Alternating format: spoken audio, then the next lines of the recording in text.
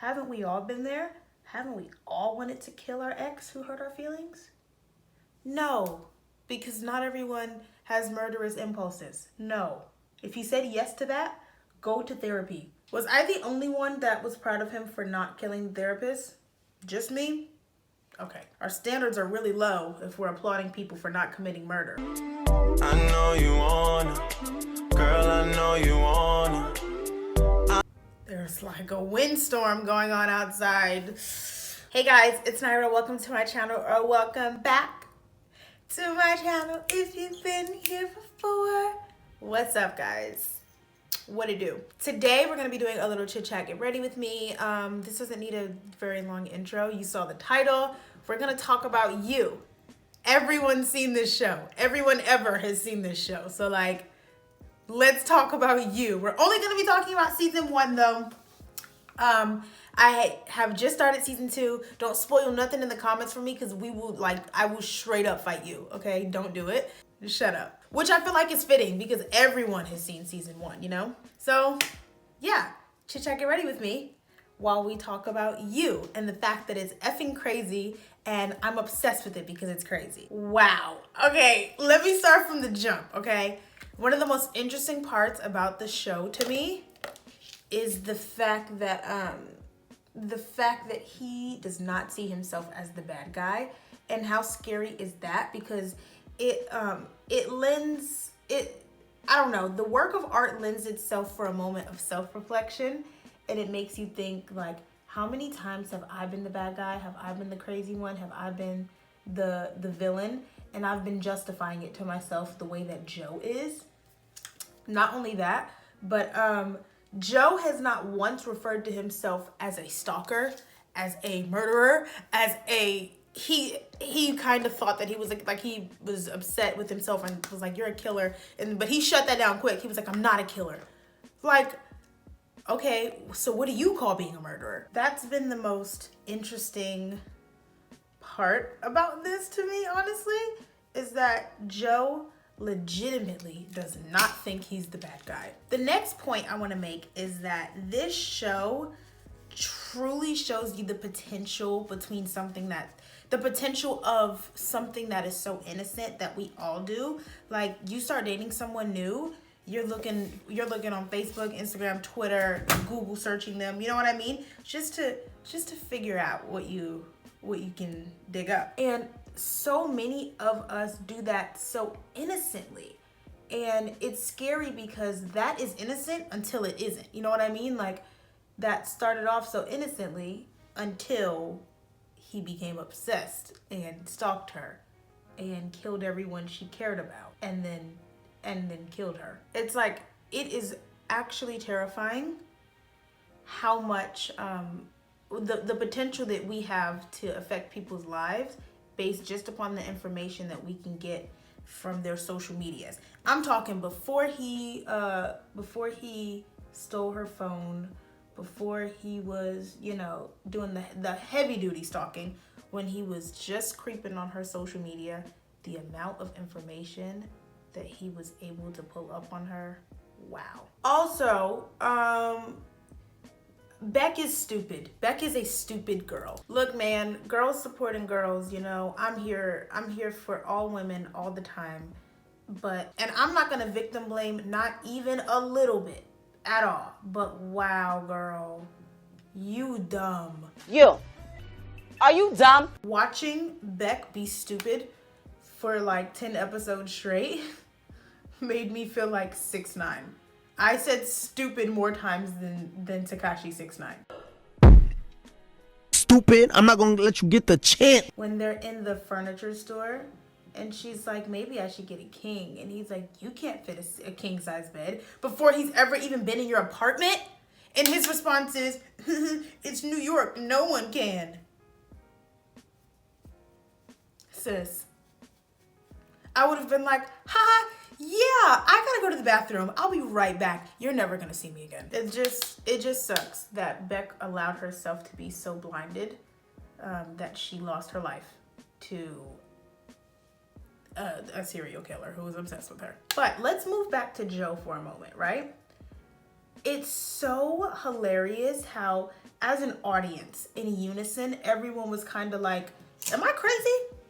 Because when Joe was killing people, I kind of agreed with it. And the answer is yes. We're all a little crazy. We have all been, and I'm not saying this is healthy. I'm just saying this is common. We all have known someone, cared about someone, dated someone, been related to someone, and we thought, man, their life would be so much better if this person just wasn't around. Maybe not even dead, but just this person is hindering the life, the happiness, the potential of someone that I care about. Joe just actually takes matters into his own hands. So is he that crazy?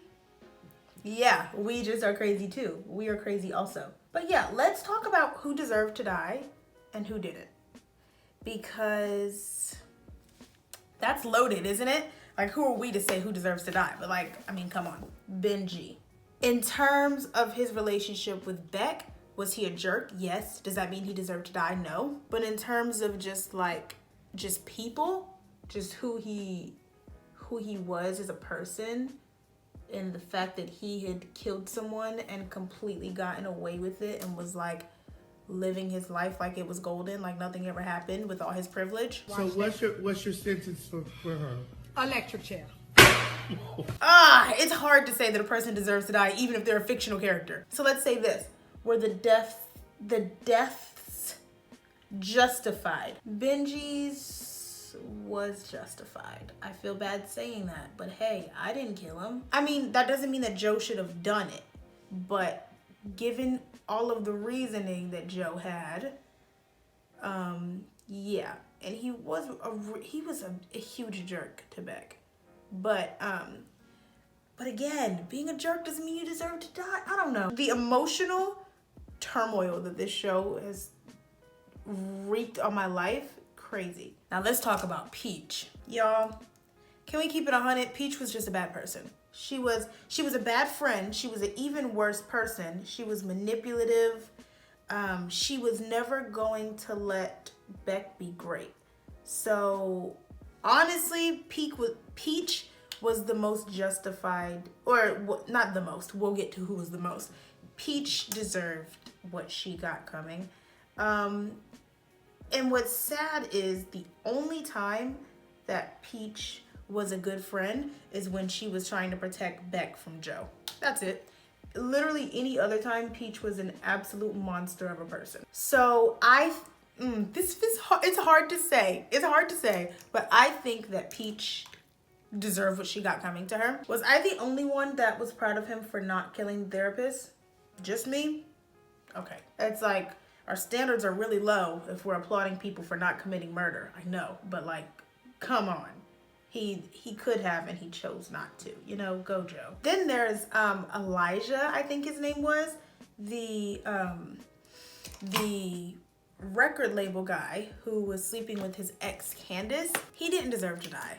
I think that he was telling the truth when he said that he didn't know Candace was in a relationship, and which would make sense because Candace was even saying to Joe that she wants to make him think that he has a chance of sleeping with her because it's her job.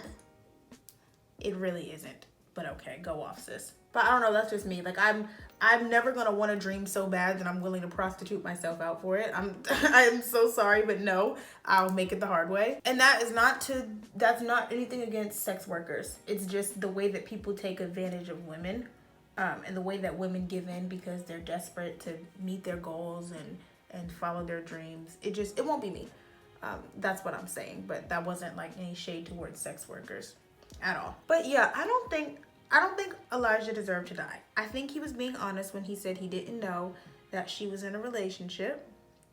He did call her out of her name, but like, that doesn't mean that he deserved to die. You know what I mean?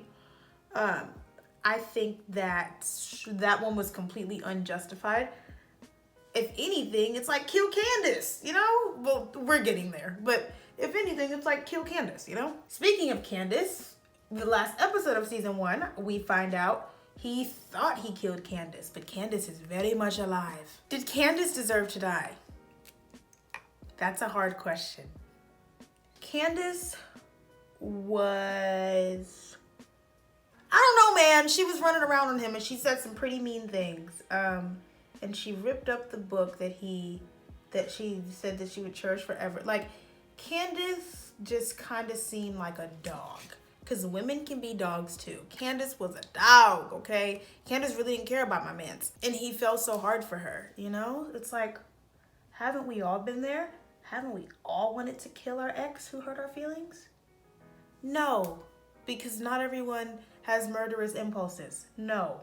If you said yes to that, go to therapy. Did Candace deserve to die? Kinda. You know? She kinda did. I don't know, man. The more I think, I want to say no because, like, domestic violence is wrong, but, like, we're talking about a fictional TV series, and the more I think about it, Candace deserved to die. We are so, just as people, we are so desensitized to murder because of, like, series like this. I'm over here, like, singing about whether somebody deserved to die or not. Oh, my God. Now, let's move on to the scary part of this, the part that hits a little bit too close to home. It's very possible that we all know someone like Joe. We all know someone who has maybe committed multiple murders or has hurt someone before or is a stalker, because Joe is literally a normal guy. Joe, outside of the stalking and the killing, is just a guy who works at a bookstore, has an apartment in New York City, and is helping his drug addict neighbor and her son. Like, what? It's scary to see the fine line between being a really good person and being a really bad person. Seeing someone who we traditionally are taught to believe is a really bad guy because he's killing people and kidnapping people and stalking people and everything in between, seeing someone like that behave the way that Joe has and help taking care of Paco and his mom and Ron. I didn't forget about Ron. So yeah, that was a really interesting parallel to experience. The whole such a bad person doing such good things.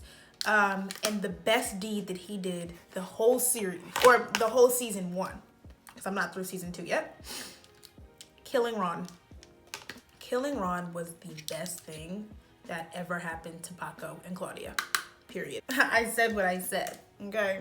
I ain't taking it back because I meant it. Ron was the most justified death. Ron deserved to die because if Ron didn't die, Claudia would have, or Paco would have. And so if it's their life or his, bye Ron.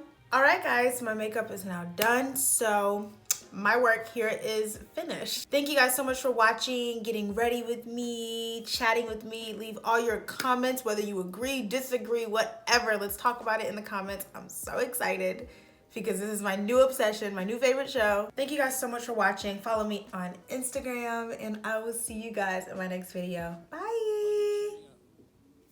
I hit your phone like, what's up when you try and get this sex from me? You know I don't mean no disrespect, honey.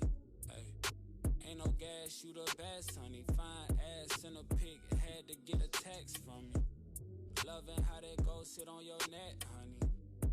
That gold chain is on your neck. I love the way